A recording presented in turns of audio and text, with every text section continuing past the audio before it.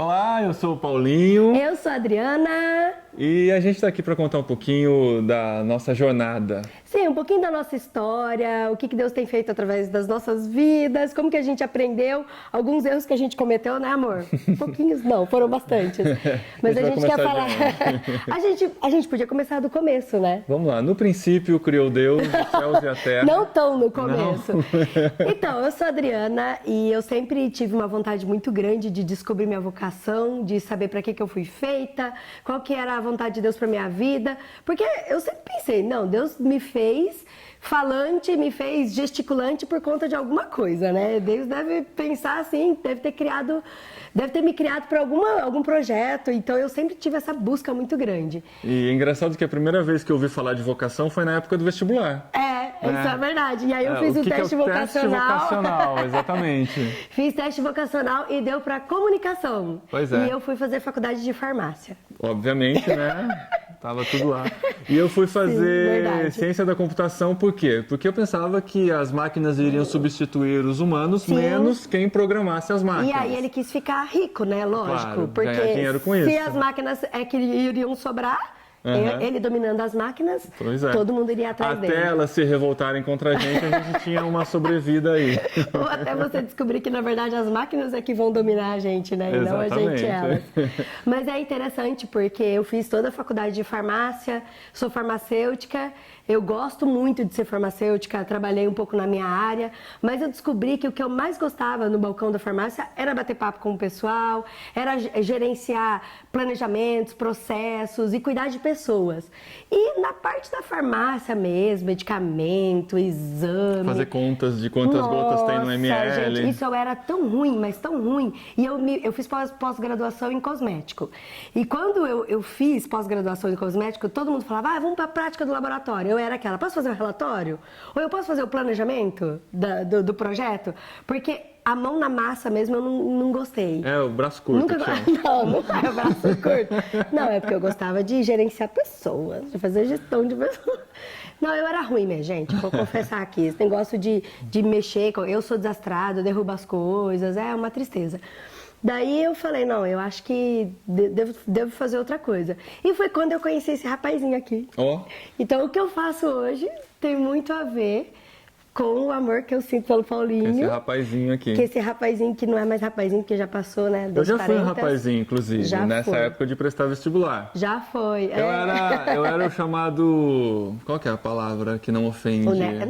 O nerd não ofende. Tá bom. Eu era o nerd da época, era o cabeção. Né? Cabeção era meu apelido, inclusive, da escola. Um chassizinho de grilo, uma cabeça desse tamanho. E eu era muito bom aluno no ensino médio. Aí na hora de prestar vestibular, eu falei, e aí, onde que eu me encaixo melhor? Fazia muito bem datilografia. Tem gente que tá vendo a gente que não tem noção do que é datilografia. Aí, assim, eu sou bom de matemática também, vou fazer uma faculdade de exatas. Aí, durante a faculdade de exatas, eu descobri que eu não fazia ideia do que era matemática. Quem faz exatas sabe o que é isso. Eu não fazia ideia de que ciências da computação era muito difícil. Muito cálculo, muita matemática. Aquilo foi me estressando, foi me cansando. Eu falei, caramba, eu era tão bom em tudo, agora eu não sou bom em nada. Tô ficando de DP, de cálculo. O que é isso, né? Será que eu sou burro ou alguma coisa assim? Tadinho, amor. Eu preciso de palavras de afirmação. Não, gente, você que fica de DP, você não é burro, não. Pode ser que não se esforçou tanto, mas burro não. Mas, enfim, encurtando bem a história, eu fui descobrindo que aquela coisa de achando que era bom em tudo, na verdade, eu não era. Eu fui descobrindo que a minha relação com a comunicação, com humanas, era muito mais forte, porque eu gostava muito de ler, eu gostava muito de assistir TV, eu ficava me imaginando produzindo programas de TV, eu tinha um programa de rádio, eu tinha até Gente, é porque ele é menino. Porque se ele fosse menina, ele ia colocar as bonecas dele sentadas e ia fazer uma apresentação para as bonecas. Sei lá, deve ter colocado os Transformers, os carrinhos dele. A gente, naquela época, olha como eu sou velho, a gente gravava em fita cassete. Fita cassete, chama, né? Apertava lá o play e o rec, gravava e fazia os programinhas de rádio, eu gostava de fazer isso. Imaginava que um dia... Meu sonho era ter um programa de rádio ou um programa na TV. Então eu tinha minha TV Transamérica, que era a TV imaginária, eu tinha minha programação que eu fazia, as coisas aconteciam na minha imaginação e eu não sabia como que eu podia usar isso de alguma forma lá no futuro. Na minha realidade daquela época, pensar em jornalismo, rádio e TV era uma coisa muito distante. Porque eu não conhecia ninguém que trabalhava com isso, eu não conhecia lá no interior de São Paulo, não conhecia pessoas que viviam disso. E você era muito novo, né, também. Aí para trabalhar, como que eu vou viver disso? Vou ter que conseguir um emprego na Globo, uma coisa tão distante, né, que estava lá dentro daquela caixinha que era a TV, então eu não me atentei para isso. No decorrer das coisas acontecendo na minha vida, eu fui percebendo que eu tinha essa aptidão. Durante a faculdade, eu comecei um site simples, lá em 1998, a internet estava chegando no Brasil. Gente, 98. Quando eu falo para as pessoas que era em 98, tem gente que achava que não existia nem computador nessa época. É verdade. A internet tinha acabado de chegar, chegou em 96, o primeiro acesso à internet eu lembro na casa de um amigo, a gente acessou o site da NASA. Vocês viram que ele ficou rico, né? Porque o quê? Verdade. Poucas pessoas tinham computador, mas ele tinha. Parece. Eu já fazia ciência da computação, meus pais investiram nisso. E a gente desenvolveu um site, comecei a desenvolver o site junto com um amigo meu, Marcelo, e ele me ensinando um pouquinho de código e tal, eu já estava fazendo a faculdade, ele já trabalhava com isso, a gente desenvolveu uma página simples, essa página simples se transformou num site maior, ele foi se desenvolvendo e dentro disso eu fui percebendo que eu tinha alguma coisa nessa área de comunicação. Eu gostava de escrever, gostava de redigir, revisar textos e tal, então primeiro com texto, até que dentro disso, né, conheci a Dri por causa do site de irmãos.com, a gente encontrou... o site é irmãos.com, ele ainda não tinha falado. E é interessante que, assim, ele fez o site irmãos.com pensando... Primeiro, assim, regional, no nicho, né, da igreja, da comunidade. E uma coisa muito louca que a gente percebeu que os acessos, percebeu que os acessos eram da maioria de fora, né, amor? Vinha de muitos lugares diferentes. Como assim? Eu fiz o site pra minha igreja, de repente gente do Rio de Janeiro tá acessando, gente do Espírito Santo tá acessando. Até que a gente começou a ver gente dos Estados Unidos, do Japão. O dia que eu recebi um e-mail do Japão, eu falei, caramba, esse negócio tem um potencial inacreditável. Muito legal. E aí aí ele pensou, né, nossa, mas por que, né, não globalizar isso, né? No sentido de não fazer o conteúdo pensando só na minha igreja, mas que esse conteúdo é interessante para as pessoas que estão vendo de tudo quanto é lugar, né? E aí foi muito legal, né? E depois de 4 anos, na sala de bate-papo que a gente desenvolveu lá, conheci essa rapariga, meu Deus do céu. Você falou rapazinho? Qual que é a rapazinha? Rapazinha não, essa mocinha pode ser. Essa mocinha, essa princesa aqui. E nós começamos a namorar à distância, nos casamos e juntamos nessa ideia. A princípio, eu trabalhando como programadora, ela como farmacêutica. E eu como farmacêutica. E aí que a minha história se conecta com a dele e a minha história também se conecta com a comunicação. Porque aí eu percebi que, assim, ele é um cara que pensa muito na comunicação, faz muitas coisas técnicas que é muito boa e eu acabava fazendo os contatos, assim. O pessoal, eu quero mandar um artigo, editoras conversavam com a gente, eu falava, não, deixa que essa parte eu te alivio. Comecei a responder e-mail, fazer contatos e tal. Falei, não, eu acho que eu sou mais uma pessoa que gosta de fazer isso, né? De cuidar de pessoas. As relações públicas da relação. Aí dentro disso, dentro de irmãos.com, a gente já casado, podcast estava chegando no Brasil. Hoje todo mundo já ouviu falar de podcast, mas em 2006 ninguém sabia o que era isso. Na verdade, até o ano passado ninguém sabia o que era isso praticamente. Em 2006 a gente começou a perceber que dava para fazer esse tal de podcast. A gente consegue gravar aqui em casa, a gente tem um site, dá para disponibilizar lá, já tem como colocar no iTunes, aquela coisa. Naquela época você não tinha smartphone ainda, em 2005, então as pessoas ou assistiam na frente do computador, ouviam ou tinha na frente um do computador. iPod, né? Ou tinha que ter um iPod ou um MP3 player, aquele USB que você colocava lá, jogava os arquivos para poder ouvir em outro lugar. Hoje nós somos o podcast mais antigo do Brasil em atividade. Em atividade, é muito legal. Alguns começaram antes, que não existem mais. E a gente está aí há tantos anos produzindo esse conteúdo. Perto de 400 programas nós temos disponíveis lá, onde a gente conversa sobre isso que a gente está fazendo aqui. Isso, e aí aconteceu mais uma outra coisa, porque o nosso podcast, ele começou aí, a gente era casado e tal, e aí a nossa paixão pela comunicação foi cada vez assim mais refinando. Só que dentro dos nossos podcasts, a gente tem contato com ouvintes e pessoas que a gente conversa e tal, de vez em quando a gente fazia uma reunião com um grupinho de pessoas que ouviam a gente, e a gente começou a discipular o pessoal, a gente começou a fazer encontros, e aí a gente percebeu que a gente é apaixonado por jovens, por jovens líderes, que a gente quer impulsionar o jovem a conhecer a paixão dele, o que eles querem fazer, a gente conectar. Percebeu que durante toda essa jornada de descoberta na comunicação, a gente foi se descobrindo como alguém que conseguia conversar com esses jovens.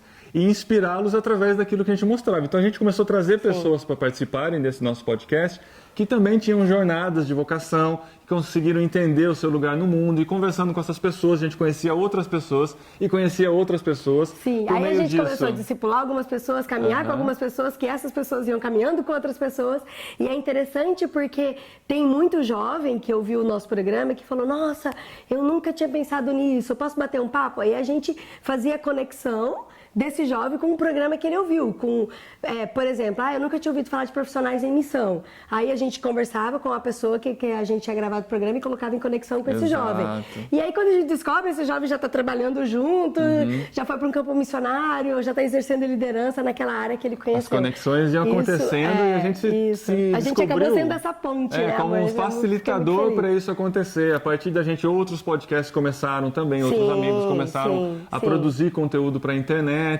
E a gente, por meio do podcast, também conheceu a CEPAL, conheceu gente da CEPAL, que é uma missão brasileira que trabalha com pastores e líderes no Brasil. Então, a partir disso, a gente consegue chegar em igrejas, consegue chegar em missões, consegue participar de movimentos como o Vocari, que fala sobre vocação com jovens também. Sim. E por aí vai, as coisas vão se desenvolvendo, vão se desenrolando e a gente vai entendendo o propósito de Deus para a nossa vida. Isso é verdade. A gente tem irmãos.com, que tem os artigos, os podcasts, igual a gente já falou, e a gente também é envolvido com a CEPAL, que é Servindo Pastores e Líderes, porque a gente vai captando jovens líderes, a gente trabalha também com liderança de comunicação, a gente produz o Insight, né, Fofo, que trabalha... Aí eu chamei ele de Fofo, tudo bem? não é site, é o Impulso. A gente também produz o Impulso, que a gente trabalha com comunicadores cristãos, a gente quer conectar... Eu acho que assim, a gente gosta de comunicação de jovens e de conectar as duas coisas, né, mano? Os jovens na comunicação e os jovens em todas as outras áreas que participaram no programa, E apesar de tudo, né, a gente trabalha muito junto e ter essa harmonia de fazer as coisas junto, é a nossa vocação. Apesar de ter o mesmo alvo, a gente tem nossas maneiras diferentes de fazer. A gente não faz exatamente a mesma coisa os dois. Isso é bem interessante porque Deus complementa, né? Coloca duas pessoas que são diferentes, que têm habilidades diferentes, que juntos potencializam, formam uma força ainda maior para as coisas acontecerem. Eu também faço parte do Vocari, né? Igual a gente já falou, eu cuido da comunicação do Vocari. E tem sido uma experiência, assim, incrível, porque no Vocari eu sou voluntária e todo mundo que trabalha no Vocari é voluntário. Então eu lido uma equipe com voluntários que trabalham nos horários alternativos, porque todos eles têm as suas atividades isso principais. Não é fácil, não, porque daí... E eles são voluntários em outras atividades. Depois do expediente ela está lá respondendo no WhatsApp, mandando mensagens, compartilhando, conectando pessoas. A vida é difícil, gente. E aí, durante o evento, a gente trabalha com pessoas de tudo quanto é lugar do Brasil. Até de fora do Brasil. De tudo quanto é denominação, de visões diferentes, mas todos apaixonados porque eles estão conectando a vocação deles para sinalizar o reino de Deus, para aquilo que eles são apaixonados e que eles usam a ferramenta deles. Isso é muito gostoso no Vocari. E na MTB, eu também cuido da comunicação da MTB, e na MTB são organizações que trabalham visando o alcance ao reino de Deus também. Então é muito legal estar junto com essas organizações, entender a cabeça deles e tentar conectar os jovens dessas organizações e assim, dar um highlight. Eu gosto de falar que a gente gosta de dar um highlight naquilo que está acontecendo de muito bom, né, no reino de Deus. Para as coisas chegarem, para as informações chegarem e inspirarem outras pessoas a se envolverem, a fazerem parte de tudo isso. E a gente entende, então, essa jornada como uma jornada de Deus para a nossa vida, Deus encaminhando cada detalhe. A gente ainda não sabe qual que é o próximo passo, Ele nos trouxe até aqui. Pode ser que muitas coisas diferentes aconteçam daqui para frente, mas a gente tem muita certeza de que Deus está conduzindo e essa jornada da nossa vocação serve para trazer glória para Ele, transformar a vida de pessoas e, acima de tudo, que a gente seja...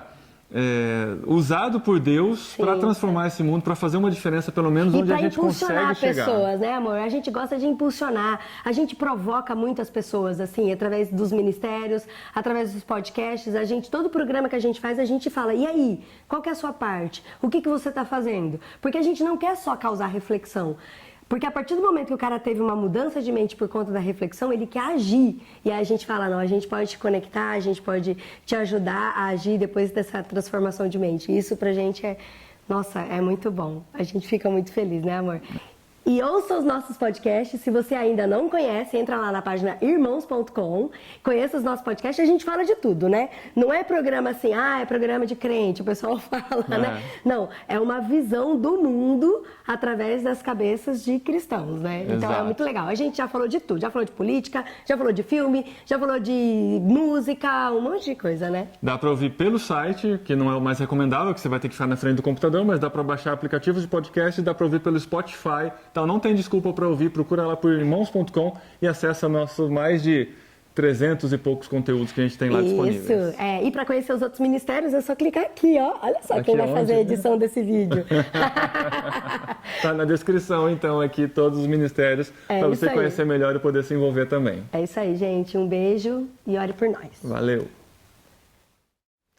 Uma coisa que eu queria falar para você que está tentando descobrir sua vocação, está tentando descobrir seu lugar no mundo, para mim foi uma coisa assim, depois que eu comecei a conversar com pessoas, que eu comecei a conhecer lugares, conhecer movimentos, conhecer missões, conhecer o reino de Deus, aquilo foi me tocando muito, sabe? Eu falei, não, eu acho que eu posso ser útil ali, posso ser útil do outro lado, eu sou apaixonada por isso, eu sou apaixonada por aquilo, mas assim, tem que tomar muito cuidado, porque uma coisa que a gente tem que sempre ouvir é o nosso coração e a nossa conexão com Deus, a nossa ligação, a nossa oração, porque assim, o mais importante não é aonde eu posso estar, pela minha vontade, pela minha paixão, mas como que eu posso servir Deus deixando Ele me usar. Então, assim, a gente orando, a gente se entregando para Deus, buscando intencionalmente conhecer a vontade dEle, estar perto dEle, aí a gente, sim, respira, fica calmo e aí vão aparecendo essas oportunidades, aí você vai ouvindo um missionário, você vai ouvindo uma causa que está acontecendo, um movimento aqui, outro ali, e aí você vai tendo uma resposta, né, amor, de Deus, de como que isso pode ser feito e vai acontecendo na sua vida. E o importante é começar a fazer. Você nunca vai saber no que você é bom se você não começar a fazer. Você fica esperando uma revelação, Deus aparecer na sua frente, às vezes tem uma necessidade na sua frente que você não está vendo, que foi Deus que colocou lá. Eu lembro muito de Neemias. Deus não apareceu para Neemias e falou, olha só, a cidade está derrubada lá de Jerusalém, os muros estão quebrados, está pegando fogo. Sim. Ele simplesmente recebeu uma carta, ficou sabendo que aquilo estava daquele jeito, e foi para lá para se colocar na brecha e resolver aquela situação. Sim. Ele não precisou de uma luz em cima dele mostrando a voz de Deus falando, era simplesmente uma necessidade que ele viu. Então veja as necessidades que estão diante de você e comece a atender, que Deus vai mostrando onde você pode se envolver mais, onde não vale a pena se envolver mais, porque já tem gente fazendo, e Deus vai mostrando aos poucos, com certeza. É muito interessante a relação nossa com o sustento também, né? Como eu disse lá na época de faculdade, eu escolhi minha primeira faculdade pensando em como eu podia ganhar dinheiro com aquilo e ser bem sucedido, ter uma vida tranquila. Eu também. Quando eu escolhi farmácia, é porque meu sonho era que eu queria um nome na minha caixinha lá de farmacêutico. Na caixinha de remédio, farmacêutico é responsável. Eu não sei se você sabe, mas toda caixinha de remédio tem o nome do farmacêutico. Procura lá. Aí. Não vai ter o nome dela. Não vai ter. Sabe por quê? Porque Deus mudou os planos. Deus tinha um plano muito mais específico do que a gente. Então a gente começou a oferecer a nossa vida de uma maneira que Deus usasse. E nem sempre, quando a gente permite que Deus use, a gente vai valorizar o retorno que aquilo dá pra gente. Mas a gente vai entender simplesmente que o que a gente está fazendo tem um propósito muito maior, oferecendo a nossa vida nesse sentido. E é claro que as crises já aconteceram muitas vezes, de saber, e agora, o que será do próximo mês? E às vezes pode parecer irresponsabilidade. Nós temos 2 filhos, e aí? Como que a gente vai se virar? Não tem um plano para o mês que vem? E se o sustento não entrar, o que vai acontecer? Mas a gente já aprendeu a confiar tanto. A gente confia e a gente tenta ser sensível ao máximo à voz de Deus. Porque às vezes a gente está lá trabalhando e aí a gente ora e a gente pensa na questão do sustento e de repente a gente recebe um e-mail de um amigo que está precisando de uma ajuda e a gente conversa e aí de repente a gente descobre que aquilo, primeiramente a gente era só para ajudar e aí depois a gente descobre que financeiramente aquilo era uma ajuda pra gente. Exato, histórias assim acontecem constantemente. Deus tem suprido as necessidades, a gente não se preocupa com isso, nunca se preocupou. No começo a gente fica, e agora? Agora assim a gente descansa, sabe que Deus vai cuidar de alguma maneira, tem hora que entra mais, tem hora que entra menos, mas o mais importante é saber que o que a gente está fazendo foi Deus que colocou a gente para fazer e a gente está tranquilo com relação a isso. Se Ele colocou, Ele vai cuidar. E as crises passam conforme a gente confia e descansa na vontade de Deus. Não, e crise a gente tem direto, assim, porque é normal. Às vezes as pessoas falam pra mim, Dri, e aí, você, assim, é muito claro no que você é apaixonada, né? Você é apaixonada por jovem, apaixonada por comunicação, por conectar pessoas. Você não deve, né, ficar, nossa, o que eu devo fazer? Não, eu fico, a gente fica, isso é normal. Mas pra mim, assim, eu tenho... eu me apego muito a duas coisas, assim. A primeira é que eu quero muito fazer aquilo que Deus preparou para mim, e outra, eu quero muito não fazer aquilo que Deus não preparou para mim. Porque a ideia é que a gente vai abraçando e vai pegando e vai fazendo um monte de coisa, e aí quando é fé, você está fazendo um monte de coisa que não era preparado para você, sabe? E aí eu falo, não, minha oração fala, Deus, é para eu estar fazendo isso ou é para eu estar fazendo aquilo? E a gente ora constantemente e é interessante que a gente vai recebendo pequenas respostas assim de Deus, que é muito louco. Por exemplo, para eu conhecer o Paulinho, foi assim, muito resposta de oração mesmo, né? Que a gente se conheceu pela internet. E aí ele me convidou para conhecer ele pessoalmente, eu do Mato Grosso do Sul, ele de Piracicaba. E eu falei, mas como que eu vou entrar no ônibus, ficar 14 horas para conhecer um cara que eu conheci pela internet? Isso há quantos anos atrás? Um monte. 2002. Uns 17 anos atrás. E eu fiquei orando muito, eu falei, Deus, não que eu não tô acreditando que é para conhecer esse homem, mas tem como assim ser bem claro assim para me responder? Eu acabei de orar, eu quase bati o carro. A hora que eu bati o carro, era um carro com placa de Piracicaba. Eu falei que era quase. E era um carro de Piracicaba, lá no Mato Grosso do Sul, a 1000 quilômetros de distância. Eu falei, tá bom, Deus, eu acho que é para eu ir para Piracicaba. Aí você entrou no carro e foi para Piracicaba. Não. Entrei no ônibus e fui igual em Forrest Gump, contando uma história para todo mundo que sentava do lado do ônibus. E Deus faz isso constantemente com a gente. A gente vai entendendo, vai sentindo, vai descansando, porque é Deus que está no controle. E se Ele está no controle, a gente não precisa se preocupar. E crise vai ter mesmo, não tem jeito. O lema do Vocari tem a ver com virar o mundo de cabeça para baixo. Como que é, Adri? Turn the world upside down. Turn the world upside down.